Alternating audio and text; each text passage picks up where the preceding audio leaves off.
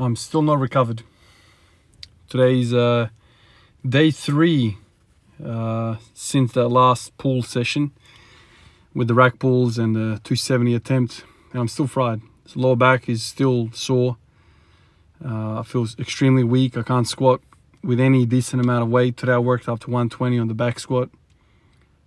Just can't stabilize the lower back, and if I can't do that, I ain't putting any more weight on the bar. Simple as that.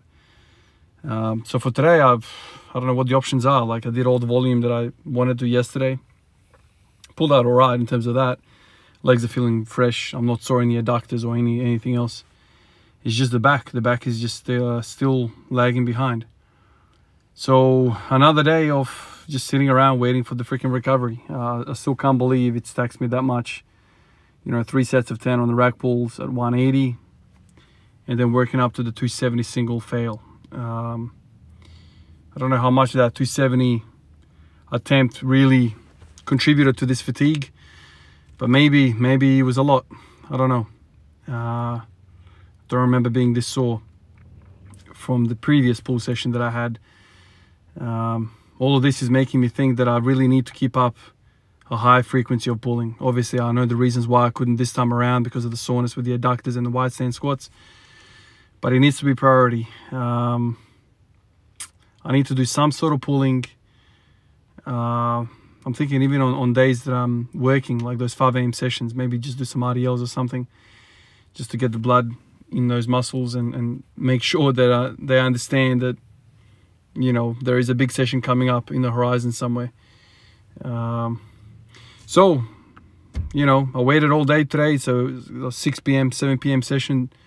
I left it really late to train today because I was kind of hoping, you know, maybe I'll kind of get better as the day goes along. But no, man, like, I can't do anything.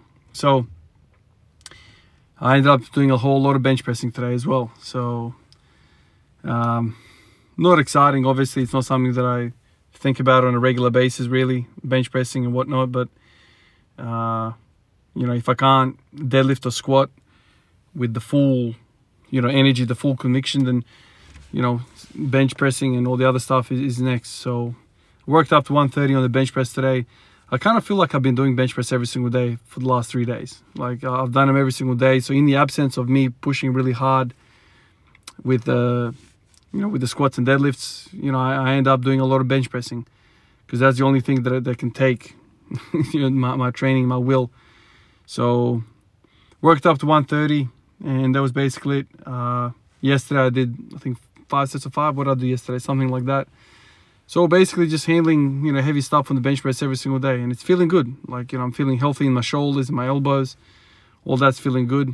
You know, it's always nice to kind of do exercises that are feeling good. You know, there's no pains anywhere. Like, I don't know for how long, more than a year, on and off, probably 2 years, I had just nagging, intermittent nagging right hip pain. You know, so, you know, squatting for me is a love. Like, I really love that stuff. So even if I have those obstacles of pain to kind of work through and work out what exercises I need to do before that, or activation exercises, prehab, rehab, all that stuff, I'll kind of do it because that's the drive in all of this. But with bench press, like, if something starts hurting, you know, if a shoulder starts hurting or an elbow starts hurting, I just give it up. Like, I don't have that big drive for it because it's always in competition with other stuff, squat and deadlift. It's funny because, you know, I actually said somebody today as well that I'm actually built for bench pressing. Like, my arms are such that they're kind of shorter than my wingspan, and, you know, I should be all right at bench pressing, and for some reason the bench pressing always kind of stays in the same freaking level. Like, it never goes down. Even though I'm infrequently doing it, it's always around 120, 130. My max being 140, and I haven't hit 140 in more than a year now. Haven't really paid much attention to it all that consistently for a good period of time. I don't know, maybe I'll get around to it. Or, you know, if I continue doing pull sessions like I am, you know, like I did the last one, pushing so freaking hard and take so many recovery points that I need 3 or 4 days to recover from it. And in those recovery, you know, days, I can't squat or deadlift properly because I'm so taxed. Then the only thing I have left to do is bench press. And out of all the exercises for the upper body, my biggest kind of goal right now is to push that bench press, you know, over 140. Maybe I'll hit 145 sometime this year. Maybe not. Who knows? You know, I've always loved push-ups and pull-ups. But deep down, like I always felt, I don't know why, I could be wrong about this. I always felt like deep down that, you know, I'll be able to get to 100 push-ups in one consecutive kind of set. And I'll always kind of felt I will be able to kind of do 30 pull-ups, you know, consecutive, you know, pull-ups without breaking the set.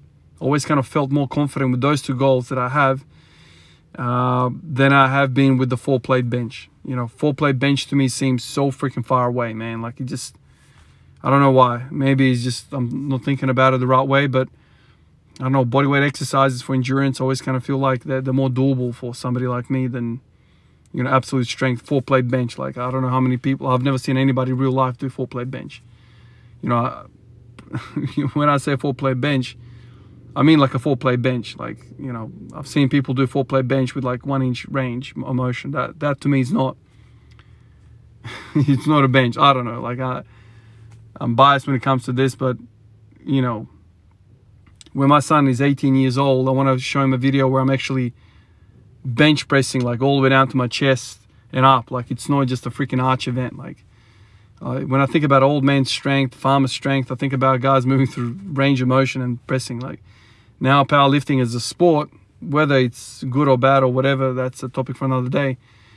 It doesn't look like, some of these people have twigs for arms and they're benching 4 plates. It's like, I don't know what that is like. And the elbow never reaches 90 degrees. And it's just, you know, that to me doesn't excite me. You know, we're all different, whatever. Just like really high squats don't excite me. I don't know.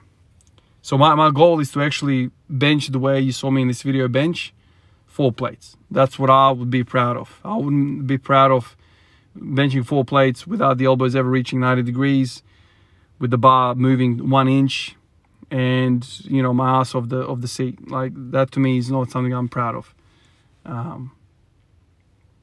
Anyway, so that's one of the goals as well. So when I'm fully exhausted from, you know, squatting and deadlifting like I have been, and I don't know if that is the right thing to be so freaking exhausted. I probably overcooked it because I can't believe, man, it's been so many days, man, and I can't recover. I'll probably have to look at that, but you know, when I can't do what I love to do, then I'll do the second thing that I love to do, which is the bench press. And it was all right today. Not the most amount of fun, not the most amount of excitement, but I got some work done. Anyway, guys, I'll catch you guys in the next video. Hopefully tomorrow I'll be able to freaking do some squats and deadlifts, man. That would be, you know, really, really great. Wouldn't mind squatting and deadlifting some decent weight again. I'll catch you guys in the next one. Peace out.